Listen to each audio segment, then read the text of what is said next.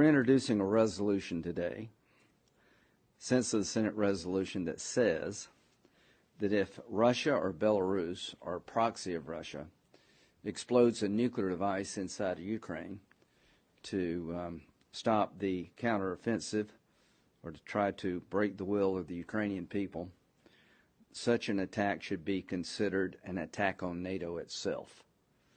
We're of the belief that a nuclear weapon unleashed in Ukraine would irradiate large portions of Europe where we have NATO allies.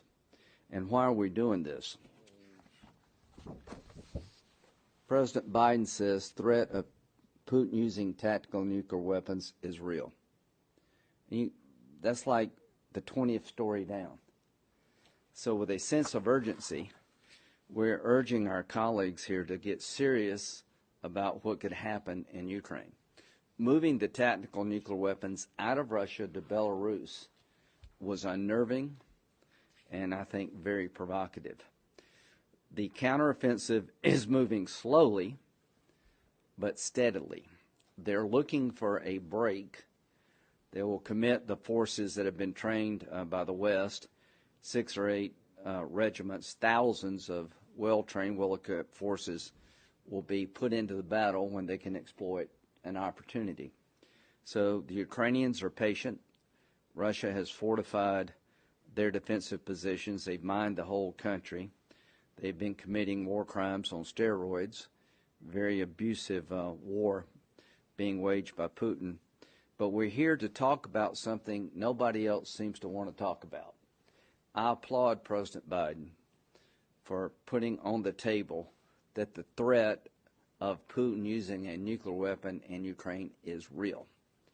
And our message is to those around Putin that if you do this, if you follow his order, if he ever gives it, you can expect a massive response from NATO, and you will be at war with NATO. I can't believe that NATO nations would allow their countries to be irradiated by a nuclear attack emanating in Ukraine, not to consider that attack on the neighboring country and NATO writ large. So as we go into the 4th of July holiday, people are going to do things at home. They're going to meet with their constituents. They're going to travel. Senator Blumenthal and I want to put everybody in this body and this Congress on notice that the threat of a use of a nuclear device by Russia is real. And the best way to deter it is to give them clarity, the Russians, as to what happens if they do that. They will be in a war with NATO. Thank you. First, let me express my thanks to Senator Graham for his leadership, which has been constant, steadfast, courageous.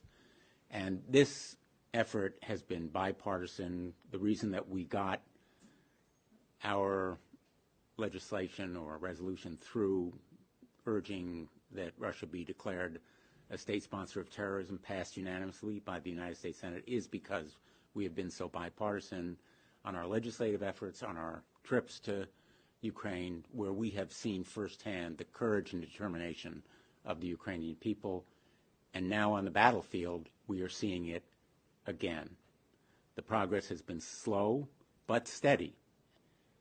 If that progress continues, as likely it will, Putin could be tempted to use a tactical nuclear weapon or, just as likely, try to destroy the main nuclear power plant.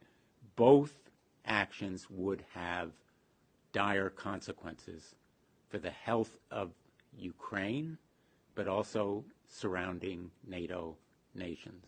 Poland is at immediate risk if the use of tactical nuclear weapons or destruction of a nuclear power plant causes radiation to spread, as almost certainly it would, causing significant human harm.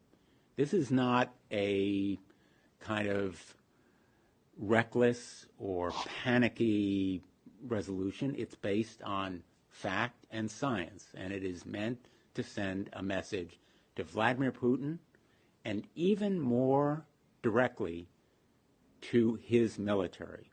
Right. They will be destroyed. They will be eviscerated if they use tactical nuclear weapons, or if they destroy a nuclear plant in a way that threatens surrounding NATO nations. Article 5 is there for a reason. It doesn't protect only against a specific soldier crossing a boundary, but harm to our NATO allies triggers our obligation when it comes from a hostile force, as would happen if there were radiation that spread, causing significant harm to human life. And this message ought to be taken seriously by Vladimir Putin's generals. His military risks total obliteration by NATO forces if they are so reckless and irrational as to resort to tactical nuclear weapons that endanger the world. And I'll just add, we'll take questions. Nobody really thought he was going to go into Ukraine. Right. We were worried about it. We all authored pre-invasion sanctions that were not adopted. To think that Putin wouldn't do this is really irrational given what he has done. I mean, he's committed industrial level war crimes, thinking he will eventually get away with it. His goal now is to wear the West out, slow down the counteroffensive, get people in Washington and other capitals of the world to just break, and offer him some face-saving, life-saving deal. The Ukrainians are in it to win it. They're not interested in having to give up their land by force of arms to the American people. If he gets away with this Putin, there goes Taiwan. But I was stationed in Europe during the Cold War. We always were worried about a break in the Fulda Gap, where Russia would just send, hundreds of thousands of troops to try to destabilize Europe. Ronald Reagan put in tactical nuclear weapons instead of trying to match them man for man and tank for tank, to let them know what the consequences of an invasion of Europe would look like. It was deterrence. It worked. We have a chance now to deter. If you want to avoid a war between Russia and NATO, you need to jump on board with what we're trying to do. We're trying to send a clear signal, unequivocal signal, that if you go down the road of exploding a nuclear weapon in Ukraine to try to turn the tide of battle, that would be an attack on NATO. If you blow up a nuclear power plant to create chaos, that could be considered an attack on NATO. This is a conversation worth having. Let's have it now.